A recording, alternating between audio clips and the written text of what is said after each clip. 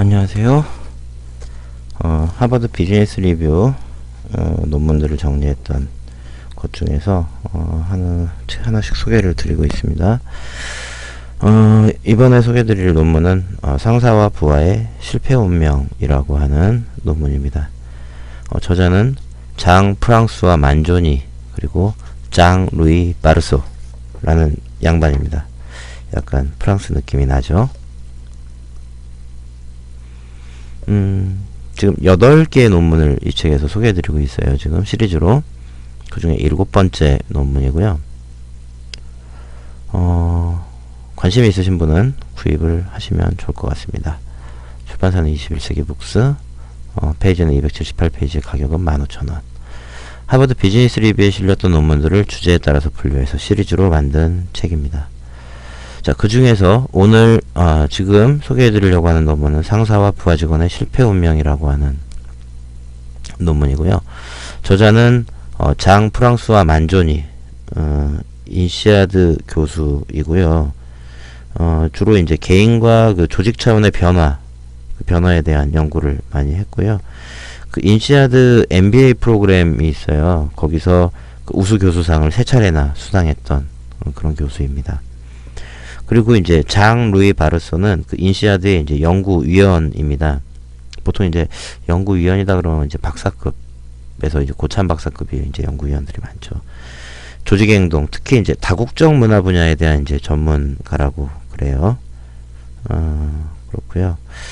자, 이 원래 제목은 The Setup to Fail Syndrome이라는 제목이고요. 뭐 원문을 찾아보실지도 모르니까. 하버드 비즈니스 리뷰에는 1998년 3, 4월호에 실렸던 논문입니다. 자, 목차 보시면 목차가 8개나 돼요. 악순환의 연속, 실패 운명을 지닌 상사와 부하 직원, 신드롬의 값비싼 대가, 상사의 지지는 불가항력에 맞서는 힘, 그 다음에 신드롬 극복을 위한 5가지 요소, 상사의 마음가짐, 개입 활동의 대가와 이익, 실패 운명 신드롬을 예방하려면 이라고 하는 목차로 구성이 되어 있습니다. 이게 이제 요 책 시리즈 중에서 맨 처음 소개드렸던 게 이제 핵심 인력과 피그말리온 효과였잖아요. 그거와 정반대되는 내용이라고 이해를 하시면 될 것 같아요. 하나씩 보겠습니다. 자, 악순환의 연속. 자, 경영자들은 일반적으로 자기 때문에 직원이 실수를 하거나 낮은 업무 성과를 보인다고 생각하지 않고 오히려 직원의 잘못으로 인해서 문제가 발생하고 직원이 책임져야 된다고 얘기하는데, 그럴 수도 있지만 사실은 오히려 상사로 인해서 저조한 업무 성과를 나타내는 경우가 많이 있더라. 이거는 그 성과가 미흡한 사람, 그러니까 이 상사로 인해서 저조한 업무 성과가 나타나는 거는 성과가 미흡한 사람들을 필연적으로 실패하게 만드는 어떤 힘이 작용하고 이게 계속 강화되는 속성 때문인데, 피그말리온 효과가 이제 특정 개인이 기대에 부응하도록 만드는 원동력으로 이제 설명이 된다면 그 반대의 경우라는 거죠. 이거는 이 실패 운명 신드롬은 그 반대의 경우로서 관리자의 낮은 기대치를 지각한 부하 직원들이 평균이나 그 이하의 성과를 나타내는 거다라고 이야기를 하고 있습니다. 자, 이런 실패 운명 신드롬은 이제 사기를 저하시키는데, 그게 어떤 구조로 이루어지냐면 이 실패 운명 신드롬이 스스로 만들어지고 막 재강화되고 이래요. 그러면서 악순환이 된다는 거죠. 자, 상사의 행동이 직원의 미진한 성과가 예상되는 바로 그 행위를 유발하게 되고요. 그리고 그러니까 그게 이제 스스로 작용을 하는 거죠.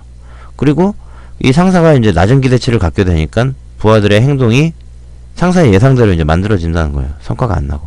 그러면 상사는 그거를 다시 이제 상사의 기대치가 부하 직원들의 행동을 유도를 한 거잖아요. 어떻게 보면. 그래서 그게 결국 계속 자기 강화를 한다라고 하는 거죠. 따라서 의도적이진 않지만 그 관계는 계속 이렇게 하얀 곡선을 그리는 형태로 갈 수밖에 없다. 이 부분은 잠깐 화면을 멈추고 한번 쭉 읽어보세요. 그 악순환의 과정, 하얀 곡선을 그리는 그 과정을 순서대로 좀 설명을 한 거고요. 그 다음에 이제 부하 직원에 대한 상사의 태도는 이렇게 된다는 거예요. 그러니까 우수하다고 인정하는 직원에 대한 태도와 미흡하다고 인정하는 직원의 태도가 이렇게 다르다. 자, 실패 운명을 지닌 상사와 부하 직원. 자, 많은 연구에서 관리자들의 90%는 일부 부하 직원에 대해서는 자기네 집단이다 이렇게 해서 대우를 하고 나머지는 아웃사이더로 분류하고 있더라. 그러면 왜 이렇게 분류를 할까 생각해보면, 자, 우리가 가족, 친구, 지인 이렇게 내 영역의 사람 그리고 아닌 사람 이렇게 구분하는 것처럼 살아가는데 편하니까 하더라, 상사들도. 그러면 상사들은 자기네 집단과 아웃사이더 집단을 자기가 구분하고 그 사람들에 대해서 다른 처우를 하고 있다는 걸 알고 있느냐? 알고 있다는 거예요. 근데 알고 있는데 그 사람들이 모르는 거는 이 아웃사이더 집단에 대해서 그 사람들이 엄격하게 통제하는 게 부하들의 동기부여를 훼손하고 결국 성과를 저해야 하는데, 그게 두 가지 형태로 이렇게 영향을 미치면서 그런 저성과를 유도하더라는 거죠. 첫째는 이 부하 직원의 직무상의 자율권을 박탈하는 형태고요. 두 번째는 부하 직원 스스로 과소평가받고 있다고 느끼도록 하는, 이제 그런 것들이 부하 직원의 동기부여를 훼손하게 되더라는 거죠. 자, 부하 직원은 자신에 대한 낮은 기대감을 감지하게 되면 자신감을 읽어가는 게 아니라 잃어갑니다. 자, 이게 특히 문제가 되는 게, 많은 연구에서 사람들은 상사나 자신에 대해 갖고 있는 기대 수준에 따라서 자기의 성과의 높낮이를 맞추려고 하는 게 확인이 되더라. 우리 피그말리온 효과에서 봤듯이 반대의 경우도 있다는 거죠. 그래서 사람들은 거부나 비난을 인지할 때, 혹은 단순하게 신뢰나 감사가 부족하다고 인지할 때 이제 바깥세계하고 단절하려고 해요. 그래서 그런 경향들은 몇 가지, 이제 이런 행동 특성들이 몇 가지 방식으로 나타나는데, 첫째는 이성적으로나 감정적으로 외부와 차단되는 거예요. 그러니까 최선을 다하던 일을 그만두게 되고, 과도한 통제에 지쳐서 자신의 아이디어를 관철시키려고 하는 의지를 이제 상실하는 거죠. 그리고 사적인 단절도 이제 이루어지는데, 이제 본질적으로 상사를 피하게 되죠. 접촉을 줄여나간다. 그다음에 두 번째, 성과가 미흡하다고 인정되는 사람들은 이 부정적인 반응이 자기한테 손실을 가져오잖아요. 그러니까 자기 이미지를 더 이상 훼손당하지 않으려고 한다는 거예요. 그래서 자기의 한계가 노출되는 거를 두려워하면서 도움 요청을 회피하고 될 수 있는 한 덜 알려지려고 하고, 그래서 그 일부러 위험되는 일을 안 하려고 하고 이렇게 된다는 거죠. 그리고 마지막으로 자기 합리화를 위해서 더 많은 에너지를 쏟는다. 그러니까 실패에 대해서 비난받을 것을 예견하고 사전에 일찌감치 변명거리들을 찾아낸다는 거예요. 자, 그러면 이런 실패 운명 신드롬이 값비싼 대가를 치르게 한다는 거죠. 두 가지의 명백한 대가를 치른다. 자, 부하 직원이 치르는 감정적 비용, 그리고 부하 직원에게서 최선의 노력을 얻어내지 못함으로써 조직이 치르는 비용, 이 두 가지가 있다는 겁니다. 자, 상사에게 부하 직원과의 불편한 관계는 상사의 감정적, 육체적 에너지를 뺏어가죠. 그러니까 아닌 걸 서로 아는데 뻔히 친절한 척하고, 아, 잘 되고 있어, 뭐 이렇게 이제 가증스럽게 해야 되는 이제 그런 어려움들. 그리고 이제 이 부하 직원과 관계 개선이나 감독 강화를 위해 힘을 쏟으면서 다른 활동을 못하게 되는 그런 문제들이 생긴다는 거죠. 그 외에도 조직 내 다른 직원들이 이제 상사의 행동을 보면서, 아, 상사의 명성에 손상을 가져온다는 거예요. 우리 상사는 저 사람을 대할 때 되게 통제하고 위선적이네? 아, 그럼 우리한테도 언젠간 저럴 수 있겠네? 이런 생각을 하게 된다는 거죠. 그리고 이제 뛰어나다고 생각되는 직원한테 더 많은 일을 시키려고 해요. 그러다 보면 그 뛰어난 직원은 늘어난 업무와 스트레스를 감수해야 되고 정신적, 신체적 피로가 누적된다는 거죠. 그 다음에 그 팀 정신에도 손상을 준다. 그러니까 아웃사이더에 속한 직원은 자기 혼자 그거를 감내하려고 해도 이게 안 돼요. 그렇게 하더라도 이미 그 사람이 그 조직에 속해 있다는 것 자체만으로 그 주변 사람들은 부담을 느끼게 된다는 거죠. 그리고 더군다나 그런 사람들은 대체로 자기 혼자 이렇게 조용히 있는 게 아니라 자기 문제를 주변 사람들한테 막 토로를 해요. 그러면서 조직에 분란을 만들고 이 옆에 사람들이 일하는 걸 방해하고 이런 형태로 나타나게 된다는 거죠. 그리고 이제 부하 직원들에게 치명적인 결과를 초래한다. 그러니까 당사자인 부하는 자기가 나중에 상사가 돼서 부하 직원 관리할 때 그 상사가 자기한테 했던 것처럼 한다는 거죠. 과도한 통제, 훌륭한 성과를 인정하지 않고 이제 이런 형태로 관리를 하니까 이 실패 운명 신드롬에 부딪힌 이 부하 직원과의 관계가 계속 대를 이어서 누적된다라는 겁니다. 자, 그럴 때 이 상사의 지지는 불가항력에 맞서는 힘이 된다는 겁니다. 자, 부하 직원이 신드롬을 극복할 수도 있어요. 그렇지만 그런 경우는 많지 않다는 겁니다. 부하 직원이 해결할 문제가 아니라는 거예요. 왜 그러냐?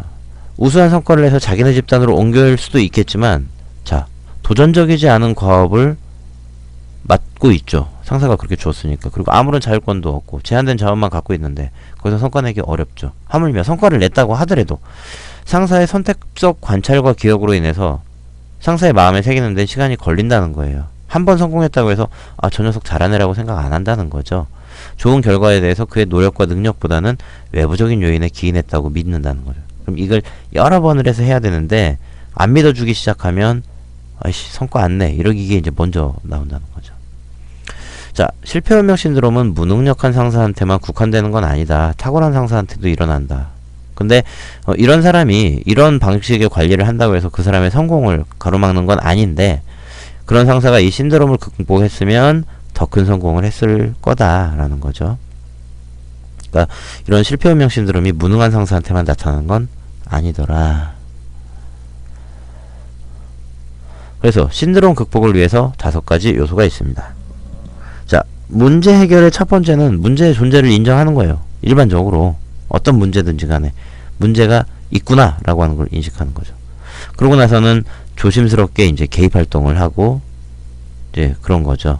자, 그러기 위해서 그러니까 이 대화를 하고 이제 개입 활동을 하면서 서로 간의 오해들을 풀고 이제 이렇게 되는 이 과정에서 중요한 5가지 요소들을 말씀드리면,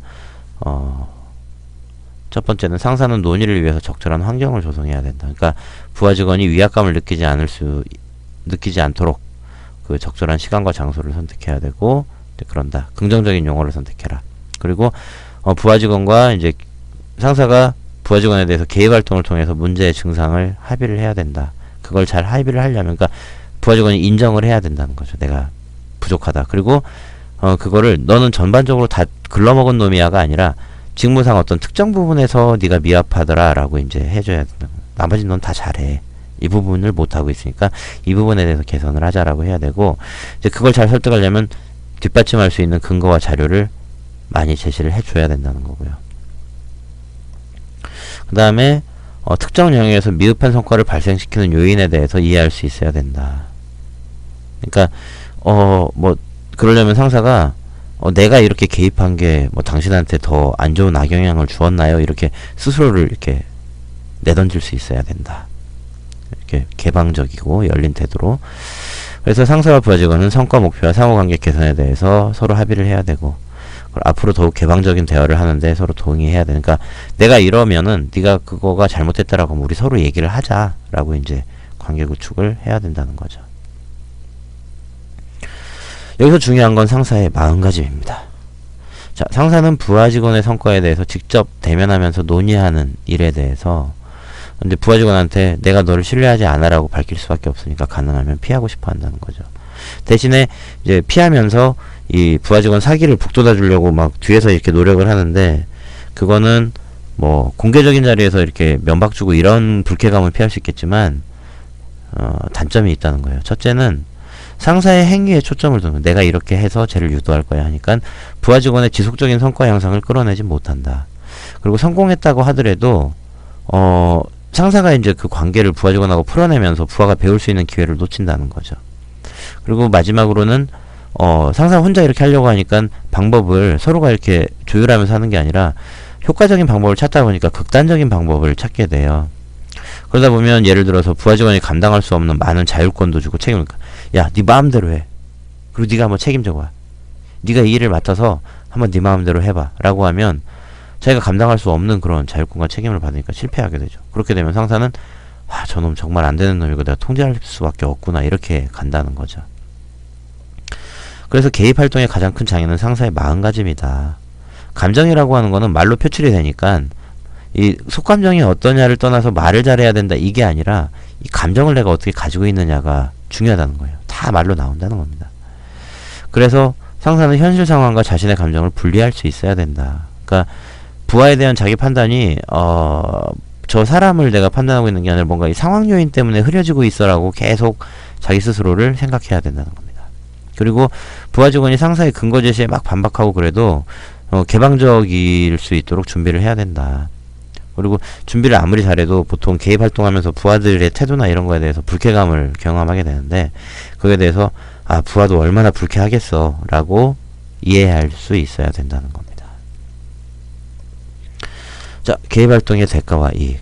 자, 개입 활동이 시작되면 결과는 다양하게 나타나는데 대체로 미흡한 성과나 긴장 상태가 지속되진 않는다. 그러니까 뭐 결과가 좋을 수도 있고 나쁠 수도 있지만 어쨌든 그 성과는 미흡하진 않는다. 평균은 따라가고 긴장 상태가 지속되진 않죠. 서로 간에 어쨌든 열린 자세를 가졌으니까. 자, 미흡한 직원을 내쫓는 어떤 그런 방법을 택하면은 대체 인력을 자꾸 훈련시키는데 비용이 들고 그 비용은 반복적으로 든다는 거죠. 감시하고 통제하는 데도 마찬가지고. 그래서 이런 개입 활동들은 비용이 아니라 투자 활동으로 보는 게 타당할 거다. 그리고 개입 활동 결과는 이제 세 가지로 볼 수 있는데, 제일 좋은 경우에는 이게 코칭, 훈련, 직무제 설계, 분위기 되시는 거 연결돼서 가장 좋은 결과가 나오는 거고요. 그 다음에 차선은 이제 성과 향상은 잘 안 되지만 관계가 괜찮아지는 이제 이런 거죠.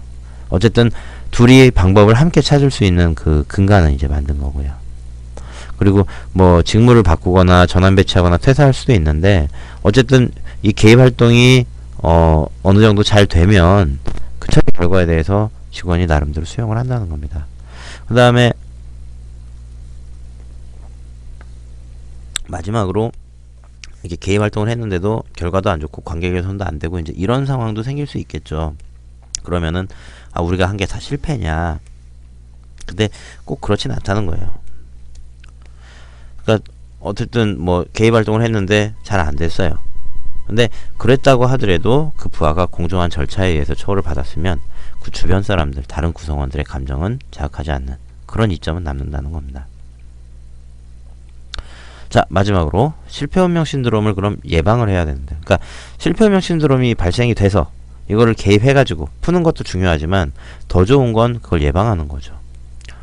자, 실패 운명 신드롬을 지속적으로 회피하는 상사들이 있는데 그 사람들은 몇 가지 공통점이 있어요. 첫 번째, 모든 부하 직원들에게 동일한 방식으로 행동하지 않는다. 그러니까 어떤 부하한테는 더 많이 개입하고 어떤 부하한테는 더 많이 감시를 하지만 적어도 부하 직원의 권한을 뺏거나 사기를 꺾지는 않는다. 그리고 성과가 조금씩 향상되면 그 향상 정도에 따라서 개입 활동을 조금씩 줄여가기 때문에 부하 직원이 위협을 그렇게 느끼지는 않더라는 거예요. 그리고 중요한 건 관계가 형성됐던 초기에 자주 접촉하면서 부하 직원하고 의견을 많이 교환하는 그런 기회를 가지더라. 그래서 인간적인 어떤 그런 신뢰감이 생기면 이게 개입하기에도 쉽고 이런 신드롬이 생기기 전에 서로를 일단은 그 주의 깊게 본다는 거죠. 두 번째, 부하 직원에 대한 자신의 가정과 편견 및 태도를 점검을 하더라. 그러니까 내가 개입 활동을 하기 전에 내 가정이나 행위나 이런 것들이 영향을 미쳤는지를 스스로를 먼저 보더라. 그리고 마지막으로 부하로 하여금 상사와 편안하게 토론할 수 있는 그런 환경을 조성을 하더라. 그래서 상사의 개방성, 뭐 반박을 용인하는 수준, 유머 감각 이런 거에 따라서 그런 게 많이 만들어진다라는 거고요. 결론적으로는 실패 운명 신드롬을 극복하는 방법은 뭐 개입 활동과 같이 상당 부분 이 상사가 하는 그 감성 투자와 관련이 되어 있다.